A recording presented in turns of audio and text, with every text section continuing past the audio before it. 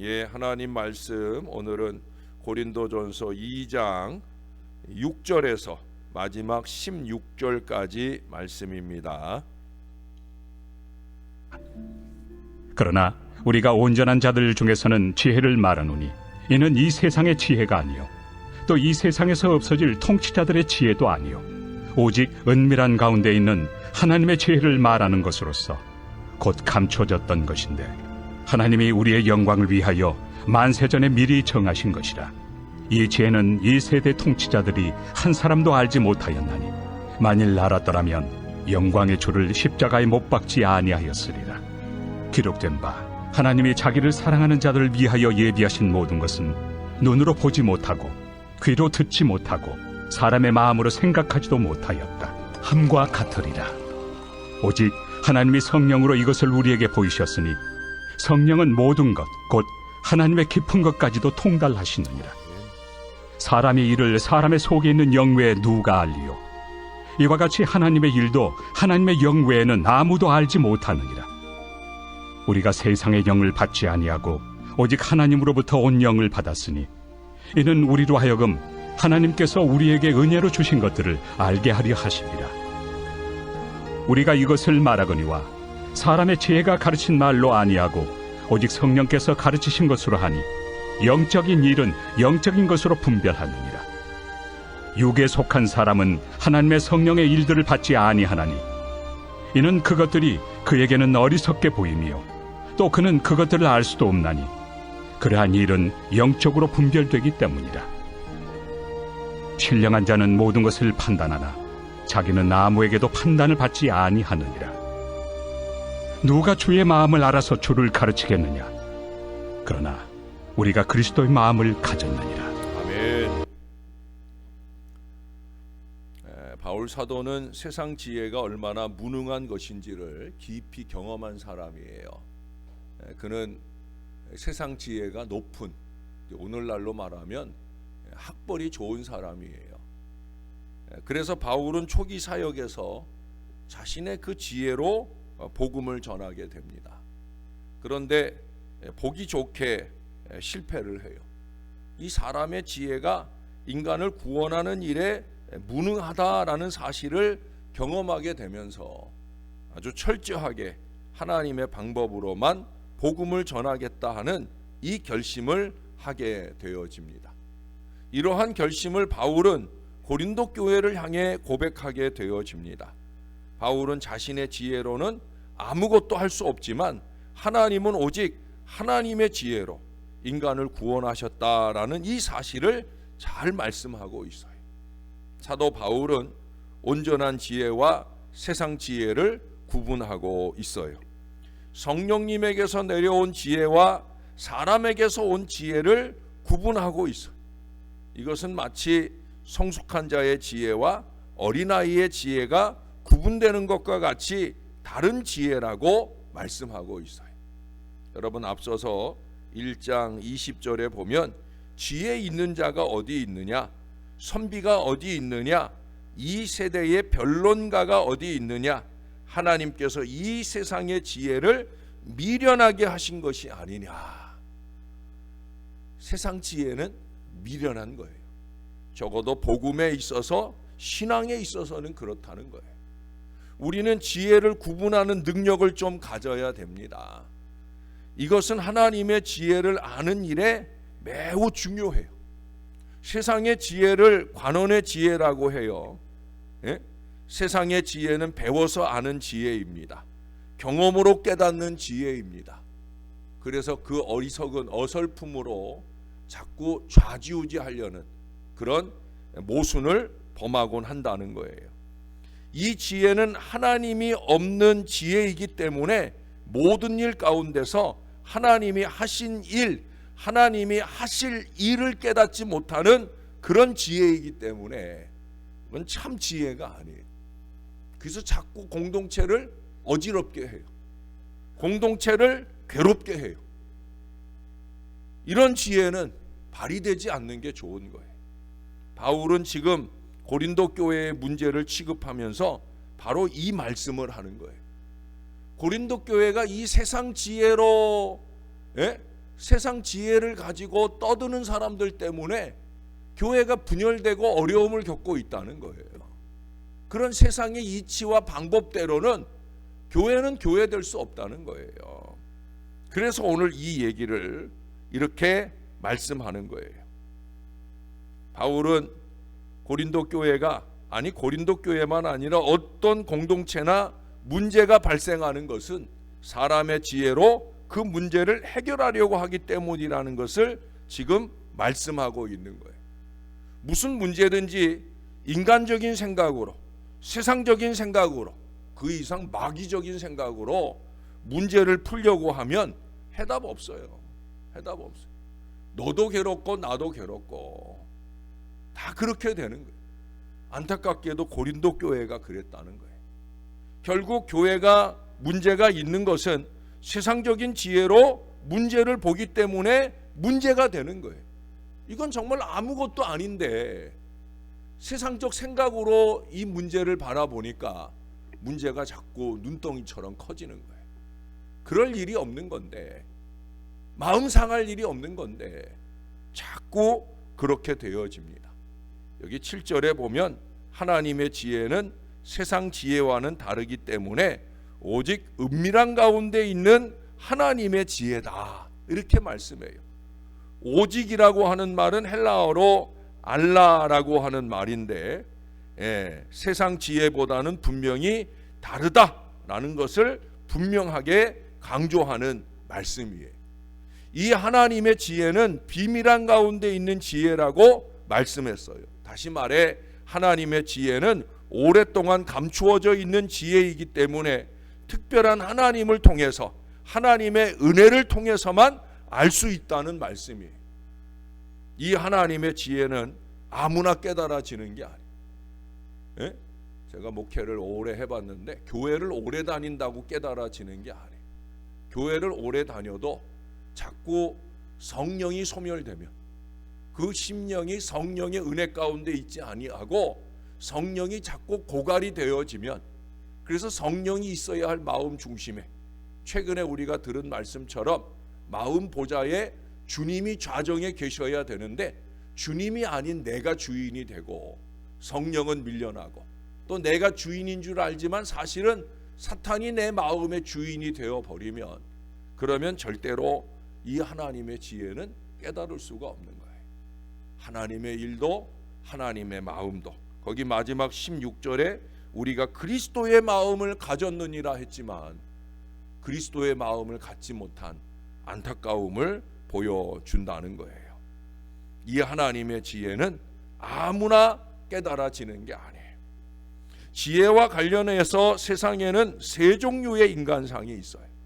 첫 번째로 꼽을 수 있는 것은 육에 속한 사람, 자연인을 말하는 거죠. 여기 육에 속한 사람 표현이 많이 나오잖아요. 이 육에 속한 사람이라는 것은 교회 밖 사람들을 얘기해요.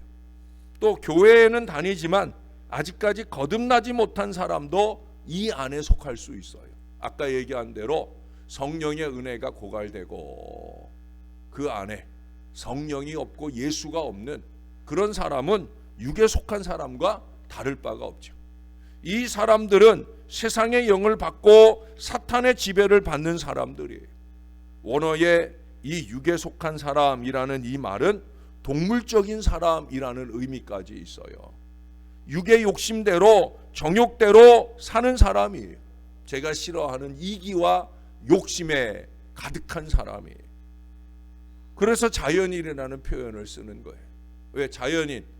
아담의 후손으로서의 바로 자연인, 죄의 문제를 해결하지 못한 자연인, 하나님의 지혜와 전혀 상관없는 사람이라는 거예요. 이런 사람은 십자가의 도를 전혀 알지 못해요.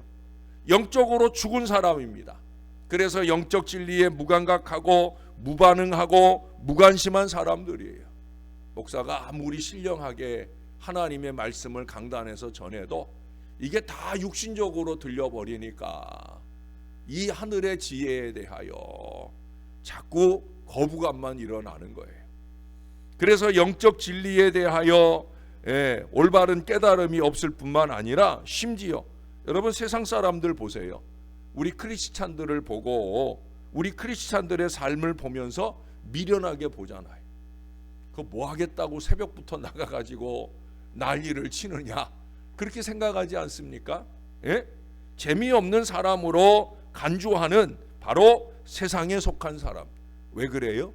거기 14절 보세요. 육에 속한 사람은 하나님의 성령의 일을 받지 아니하나니 이는 그것들이 그에게는 어리석게 보임이요 또 그는 그것들을 알 수도 없나니 그러한 일은 영적으로 분별되기 때문이라. 이게 영적으로 분별이 되면 은혜의 교통이 일어나는 거예요. 근데 육에 속해 있다 보니까 영적인 일이 분별이 안 되는 거예요. 자꾸 육신적으로 생각하고 세상적으로 생각하고. 예? 이게 육에 속한 사람이 다 보여요. 두 번째는 영에 속했지만 육신의 소욕대로 사는 사람이 있어요. 이들은 분명히 그리스도 안에 있는 거듭난 사람은 맞아요. 근데 문제는 뭐냐면 아직도 어린아이 신앙을 가지고 있어요. 예? 육신의 나이도 많고 또 신앙의 연륜도 오래됐지만 그 하는 모습을 보면 이건 전혀 신앙적이진 않아. 예? 어린아이의 일을 하고 있단 말이에요. 아이들 징징거리는, 예? 그렇잖아요. 아이들 징징거리는 그런 일들을 하고 있다는 거예요. 그래서 젖을 먹고 밥은 먹지 못해요. 딱딱한 음식물을 소화해내지 못한단 말이에요. 이 신앙의 뿌리가 얕기 때문에 재미있는 예화나 간증에 더 많은 의미를 부여하고 이렇게 새벽 시간처럼 말씀을 주의하면서 가르칠 때는 별로 재미를 느끼지 못해. 그러니 그냥 계속 이러고 있는 거예요. 예? 예? 젖만 먹는 신자에게는 늘 기저귀를 갈아줄 수밖에 없는 일이겠죠. 성숙한 크리스찬은 늘 하나님의 말씀을 되새김질하면서 날마다 때마다 은혜 속에서 사는데 그러지 못하는 아쉬움을 늘 보인다는 거예요. 여러분, 성도는 생명의 말씀을 먹을 때 비로소 건강한 크리스찬으로 튼튼하게 성장할 수 있는 겁니다. 말씀 중심으로 자라지 못한 이 고린도 교인들은 큰 은사를 선물로 받았음에도 불구하고 시기와 분쟁에 휘말리게 돼요. 여러분, 이 고린도전서에 보면은 은사장이라는 것도 있잖아요. 12장도 그렇고 14장도 그렇고. 예? 문제는 뭐예요? 고린도 교회가 은사는 많은데 깨달음이 없으니까 그렇게 시기와 분쟁에 휘말리는 안타까운 공동체가 된다는 거예요. 이건 하나님의 교회가 아니에요. 아예 그 중심에 서게 되는, 그래서 교회를 어지럽히는 사람들이 많이 있는데 그게 뭐예요? 영에 속해 있지만 육신의 소욕대로 사는 사람. 여러분, 육신의 소욕을 벗어버려야 돼요. 어찌 보면 이 사람들이 육에 속한 사람보다 더 문제예요. 육에 속한 사람들은 교회 밖에 있으니까 교회 안에서 교회를 어지럽게 하지는 않거든요. 근데 문제는 뭐예요? 육신의 소욕대로 교회를 차지하고 있으니까 이런 사람들이 설쳐되면 교회는 자꾸 어려워지는 거예요. 그러니 차라리 자연인보다 못하다 말할 수 있는 거예요. 안타까운 거죠. 어설프게 아는 것으로, 그것도 육신적으로 세상적으로 아는 것으로 아는 체를 하면서 자꾸 문제를 일으킵니다. 이런 사람들이 변화돼야 돼. 우리는 바로 목사와 함께 그 기도를 열심히 해야 돼. 어떤 사람 되려고? 영에 속했으며 성령의 소욕대로 사는 세 번째 사람의 자리로 갈 수 있기를 위해서 우리가 열심히 기도하고 노력해야 돼. 이 사람들은 예수 그리스도 안에서 늘 성령 충만을 누리는 사람들입니다. 신령한 일에 민첩한 사람들이에요. 영적인 판단력이 뛰어납니다. 하나님의 말씀을 신속하게 순종합니다. 주님의 일을 즐거움으로 순종합니다. 여러분, 거기 10절에 보세요. 오직 하나님이 성령으로 이것을 우리에게 보이셨으니 성령은 모든 것 곧 하나님의 깊은 것까지도 통달하시느니라.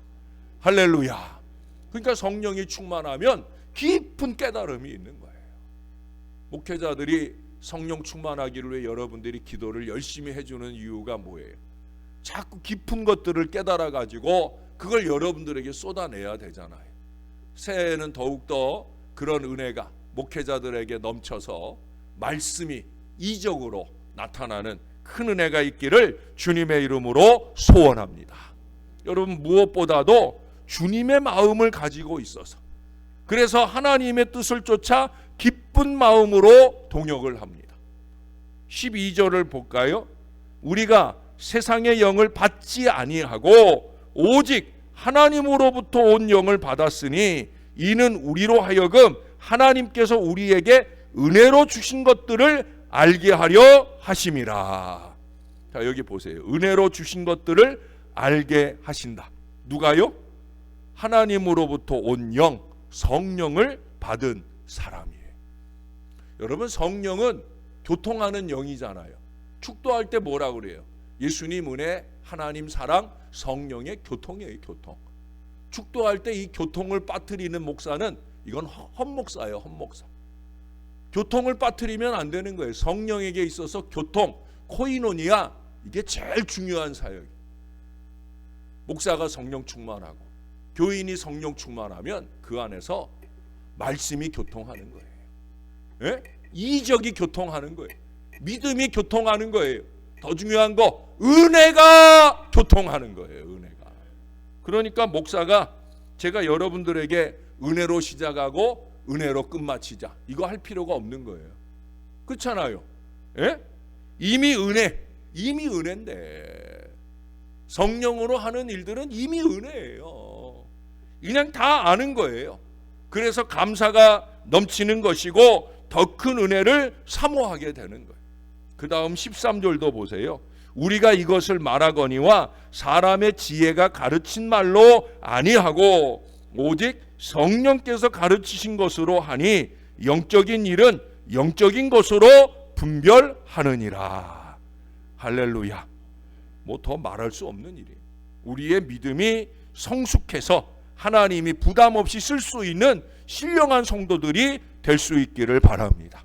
고린도 교회의 문제는 신령한 성도들의 부재로 인해 야기된 거예요. 교인들은 많아요. 근데 문제는 신령한 사람들이 없어요. 은사한답시고 쌀라대면서 난리는 치지만, 예? 그러면 뭐해? 예? 방언한다고 설쳐대지만, 그 고린도 교회는 그런 사람들이 예언한다고 설쳐댔지만 오히려 그러면서 더 문제만 일으키는 거예요. 예? 은혜를 은혜로 알아야 되지. 우리에게 은혜로 주신 것들을 제대로 알아야 돼. 고린도 교회의 문제는 신령한 성도들이 없어서 그랬다. 신령한 성도들이 없으면 교회는 계속 문제와 어려움을 만나는 거예요. 사랑하는 여러분, 성도들이 영적으로 성숙한 교회는 분쟁이나 시기가 없고 아가페의 사랑으로 모든 허물을 덮어주며 서로 세워주고 높여주는 가운데 화목한 교회를 이루어 가는 거예요. 우리 신월제일교회가 이와 같은 신령한 성도들이 넘치는 은혜로운 교회가 될 수 있기를 바랍니다. 오늘 본문의 마지막 결론의 말씀처럼 누가 주의 마음을 알아서 주를 가르치겠느냐. 그러나 우리가 그리스도의 마음을 가졌느니라. 저와 여러분이 그리스도의 마음을 충만하게 가진 그런 그리스도의 자녀들이 다 되시기를. 그래서 2024년에는 우리 신월제일교회가 더 행복하고 그 행복한 기운이 우리 교회에 한 번씩이라도 예배하는 모든 사람들의 마음에 뜨겁게 전해짐으로 교회가 날로 부흥하는 은혜로운 재단이 될 수 있기를 우리의 구주 되시는 예수님의 이름으로 간절히 축원합니다. 기도하겠습니다. 겨울은 점점 깊어가지만 우리의 마음은 그리스도의 마음으로 채워지기 원하고 그리스도를 다시 만나기를 원하고 성령의 은혜가, 말씀의 은혜가 우리 안에 충만하기를 원하여 이 새벽을 깨울 수 있도록 은혜를 더하여 주시니 감사를 드립니다. 아버지 하나님, 부족한 저희 위에 성령의 충만함을 주시옵소서. 교회를 연륜으로 다닐 것이 아니라 신령함으로 다니는 사람들 되게 하시고, 우리가 성령의 은혜 속에서 말씀을 전할 때에나 말씀을 받을 때에나 피차 성령이 교통하는 뜨거운 은혜가 넘쳐나게 도와 주시옵소서. 강단에서 좀 부족하게 전할지라도 성도의 자리에서 그 말씀을 은혜로 깨달을 줄 아는 강력한 성령의 역사가 우리 피차에 아름답게 교통되게 도와 주시옵소서. 이적이 그냥 일어나겠습니까? 하나님의 말씀을 말씀으로 믿을 때 그 믿음 가운데 이적의 역사가 나타날 줄로 믿습니다. 새해에는 그렇게 7가지 이적의 역사가 힘있게 나타나는 신월제일교회 되게 하시되, 이 모든 것들이 사람의 생각과 마음으로 되는 것이 아니라 세상의 이치와 방법으로 되는 것이 아니라 성령으로 되어지는 놀라운 은혜가 나타나게 도와 주시옵소서. 너나 없이 우리 모두가 성령으로 성숙하게 도와주셔서 이제는 어린아이의 일들, 세상적인 일들은 좀 벗어던지고 오직 예수 믿는 사람다운, 그리스도의 마음을 가진 사람다운 아름다운 일들만 넘쳐나는 신월제일교회 되게 하여 주시옵소서. 새벽의 은혜가 넘치게 도와 주시옵소서. 우리의 구주 되시는 예수님의 이름으로 기도합니다. 아멘.